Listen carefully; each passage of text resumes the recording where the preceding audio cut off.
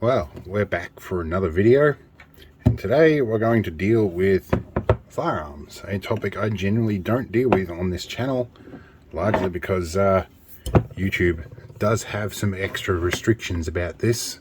They don't tend to like this sort of a topic.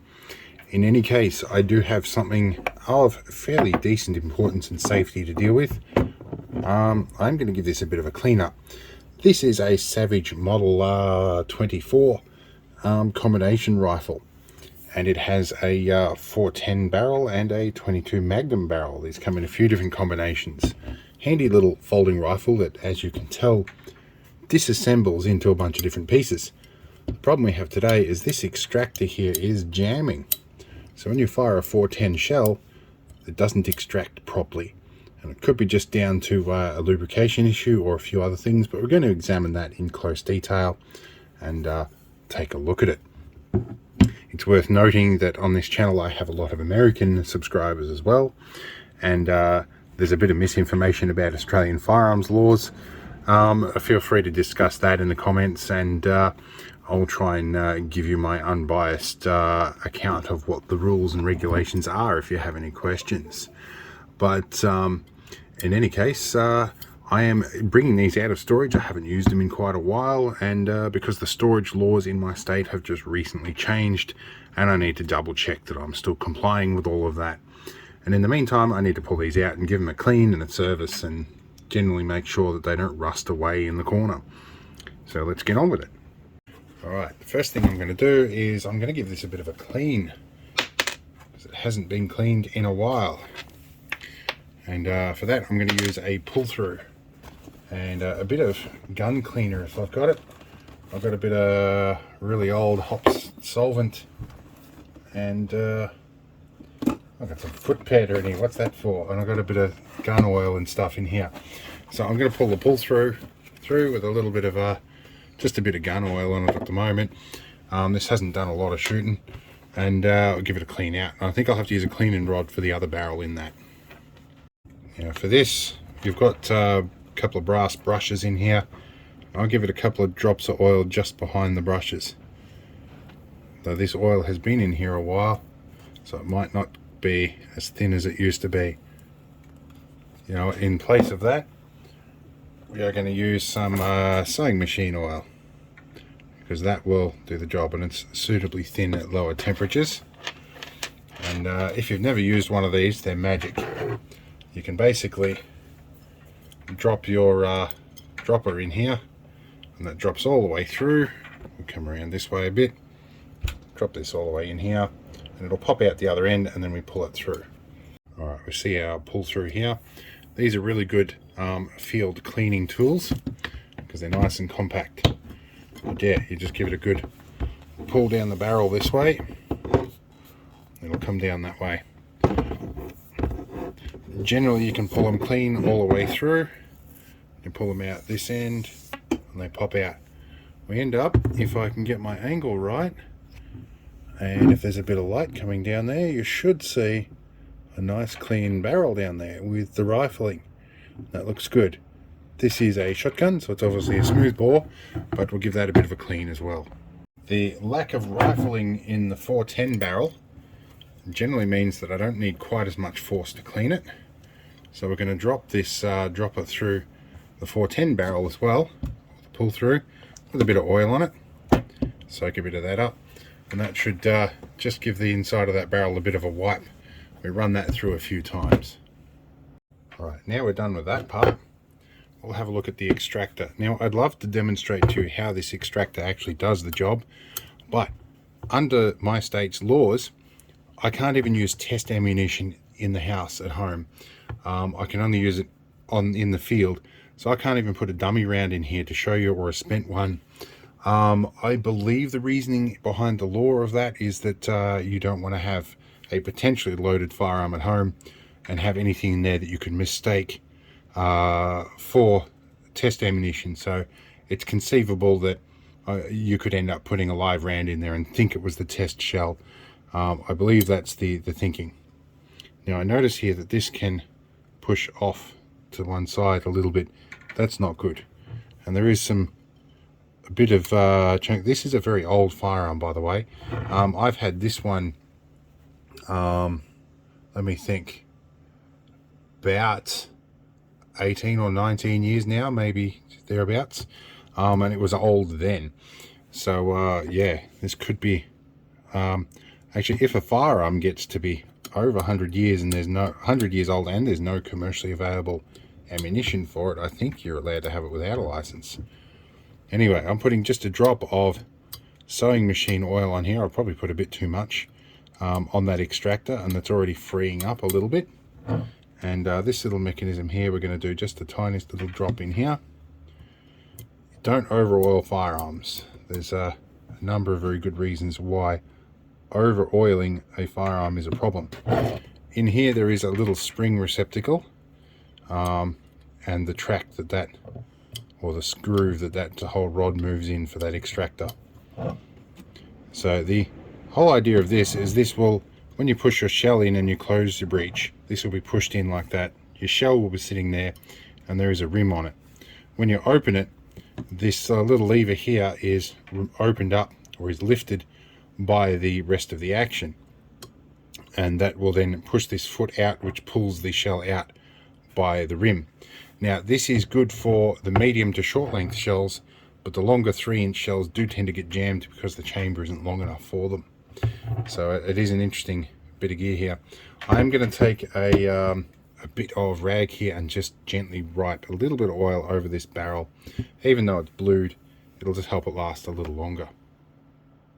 And again, because my gun oil container is blocked or whatnot, I'm just putting about 2 drops of sewing machine oil on this. It's just a light oil that works well, and it doesn't stink quite as much as gun oil. And you know, I don't mind the gun oil smell. I kind of got used to that hanging around the reserves, where everything smells like gun oil and rot-proof rope. But sometimes it isn't welcome in the household when you have to live with a lovely long-haired female or two. So let's give this a bit of a wipe down. It'll help it just stay a little bit better looking. Alright, now I'm going to go look at the action and see if anything needs looking at, and I'm just going to pick up some of the excess oil off here. Alright, let's go look at the other side. Alright, in between that we're going to have a quick little look here. Not much to worry about here. At some point I may revarnish this stock. This little mechanism here is susceptible to a little bit of ingress, so just the occasional little bit of oil in here, that'll be good. There's not much to worry about with that. It has had a modern screw attached in here. This is before I've had it that this was repaired. So yeah, here is the trigger, and this is already a little bit loose here, so that will need tightening up on the trigger guard. This is a hammer action, so you pull the hammer back and it locks, and you pull and the hammer flies forwards. To select your barrels, you have an upper and a lower barrel selector. That is actually surprisingly simple. You've got your 2 firing pins here. It just moves a little block up and down in the top here to cover up the pin. So it's very, very simple, and I like simple when it comes to stuff like this. This is generally what I carry as my survival rifle. If I'm going a long way from home and I'm in an area where this is permissible, I'll generally take this to supplement my diet. Maybe the occasional rabbit or you know, whatnot. Rabbits, obviously, as you may or may not know, are a big problem in this country. In any case, I'm going to take the trigger guard off this so that I can put a very minute amount of lubrication on some of these parts. I'm going to use my good old Stanley driver set for this one. I despise positively slotted screws, or what some people would call flat blade screws. They just are a problem in every sense of the word. And this one, as the previous owner has stripped it out already because they couldn't use the right size one for it. And this trigger guard is a little difficult to move around, but at least I can move it far enough aside that I can get a couple of drops behind the trigger there. In years past, I have fully disassembled this and given it a bit of a rework. In a previous life, this bit was busted off It used to be on here and glued on when I got it, but the glue has failed at some point and that piece of wood has come off. So there may be a restoration job going on at some point. Anyway, this trigger mech here hinges on, well, obviously triggers do, but hinges in an unusual spot a bit further forward. But there is a point here where it interferes with a block, and I want to put just a half a drop, even less, on there, just a tiny little bit, and that will work its way through. This stuff is very good at wicking through. You see some guns that are chock-a-block full of oil, and the gunsmiths complain about it. So you don't over oil stuff, especially when it's something like an F88 Aussie, or I think they're up to the EF88s now. They do not operate very well with excessive oil in them. We're going to pull our hammer back up now with the barrel selector here. This does always get built up with junk. We are going to just touch the oil here just so a little bit wicks down the side of that selector, and that moves much more freely now. So there was a bit of junk in there, and this bit is responsible for regular and reliable firing. So we need to find where that mech is, and actually this little bit behind the barrel here is going to be really handy, and I've probably just overdone that with the oil. Soak up a little bit of that extra, and that should, yeah, so that's already wicked back out on top of the hammer there, so that probably means we did just put a little bit much in there. But that has moved, that doesn't feel grinding anymore, it's moving a bit more fluidly. The trigger's nice, and this is obviously your locking lever here. So what I want to do here is just the tiniest bit in the little bit here, just a little touch there that was on the side of the thing. Oh, soak that up before we get too much in, and that's plenty. It's more than plenty. We will soak up a little bit around the outside there. Alright, I need to probably get some oil or something and oil this stock. I think the rest of this is pretty good. This is the hinge point for the barrel. This is one thing that you kind of can't over oil too much because it just falls out, but just a single little drop right in a key point there. There we go, one drop there and one drop on the locking mech there. Right, now we should be able to assemble this. One of the things I like about this is it is compliant with my state laws in that if it's disassembled, it can't be fired in its disassembled or folded state, which is handy. Then I don't have to get a handgun license, which is problematic in this state. All right, here we go. That's fitted together very nicely. That is moving very well. Again, I can't test this in the house, and I wouldn't want to. The police do drive down this street fairly regularly, usually due to the level of neighbours we have, or the socio-economic status of a couple of our particular neighbours that will remain unnamed. Anyway, now I have another firearm to look at. Alright, this one I call my Bunny Buster. I've had this for quite some time, and it's been accessorised and sporterised, much to many people's disgust.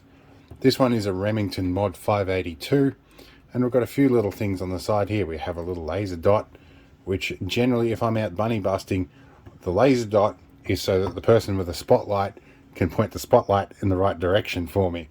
It doesn't really always help really much for shooting from the hip. This is not a shoot from the hip thing. This is a 12 power scope, and it's a an Olivon scope, not the greatest expensive one, but it's also better than the cheap Chinese ones. We have a removable bipod, which I'll show you in a minute, and I keep a bore flag in this one. My apprentice, when she comes shooting, her job is to put the bore flag in, and that means that she knows how to unload it, put the bore flag in, and make it safe. The bore flag, if you're unfamiliar with them, is a device designed to fit in the bore that occupies the space that otherwise the 22 shell would take up, or whatever caliber is designed for the rifle. And that means that if that flag is present, you know it's unloaded.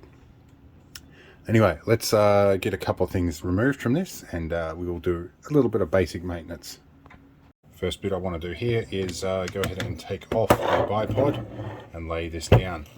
Now this block fits onto a sling ring, and you can undo this and remove that whole block. We don't need to. This whole bipod folds up and the legs do extend. Nifty little bipod, not always applicable for every situation, hence why it's removable. I don't think I've got batteries on my laser dot. I think I removed them a while ago. This has been in storage for quite some time. What we are going to do here is we're going to move around to the junky side of my bench, and we are going to remove the bolt, which you do by pushing the safety all the way forward and holding it. This bolt has a number of different positions it can operate in, and this is the bit that will jam this rifle up. And this is actually quite dry. It has not been oiled in a long time. This also gets a bit of a hard time when you're firing with this, which there's a reason for that. Now, this uses plastic magazines. This is the one that comes with it. This is a 5-shot magazine. Now, interestingly enough, I was able to obtain a longer magazine which will do 10 shots, which is the maximum we're allowed to have. But much better. But these are a quality one. I had to literally fly to the USA to get these, and then fill out paperwork and permits to acquire and everything, and go through a separate customs form just to bring back 2 of these. Anyway, but my good old 5-shot one has fallen on the ground and split open a number of times, so it's taped back together. Anyway, so we've got a few other bits and pieces, but generally when you're firing 10 shots, this does lend you to moving this bolt relatively quickly, and so it is susceptible to a bit of wear. So we're going to use our good old sewing machine oil again, and we're going to put only the tiniest little bit here, because we don't want to attract other dust and debris in here. We put just 1 drop in one of these corners, and we can work this around. That oil will wick its way into all the nooks and crannies in there. There's no need to drown it. Likewise up here is the spring section. When you open and close the bolt, this is the bit that is going to operate. And we want to, just in this tiny little bit, just a single little drop in there. Just the tiniest bit. And for the rest of this, I'm going to put a bit of sewing machine oil on a rag, and I'm going to wipe up and down the bolt, and that should be sufficient lubrication to lubricate the other components of the bolt, because you don't need lots.